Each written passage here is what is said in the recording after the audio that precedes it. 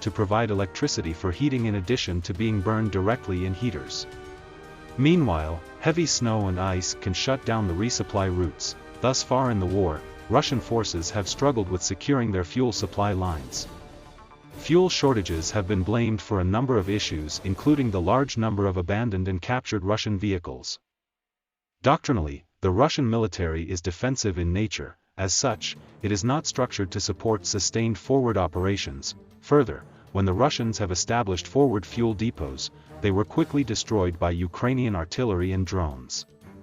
As a consequence, the Russians have been required to truck fuel into Ukraine from Russia. These efforts from the Ukrainians to deny fuel resupply to the Russian military will have large consequences on the war. Without a steady supply of diesel fuel, the Russian military will not be combat effective, since they cannot maneuver their vehicles on the battlefield.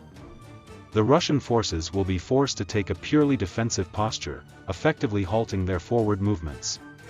Even in a defensive posture, the Russians will require a steady supply of fuel, albeit less.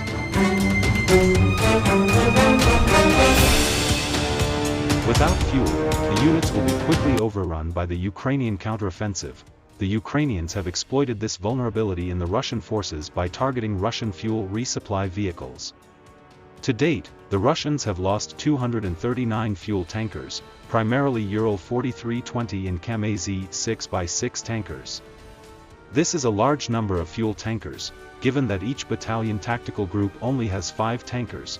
They have also destroyed several trains and civilian tankers that were carrying fuel to the front. Even one of the recent drone strikes launched into Russia targeted a fuel depot. Some of the fiercest fighting currently involves securing cities along major supply routes. For example, the Russian army has been trying to take Bakhmut, a key transportation node in the Donetsk Oblast, since early August. Taking Bakhmut would allow the Russians to control a critical road junction that will allow them access through the Donetsk Oblast.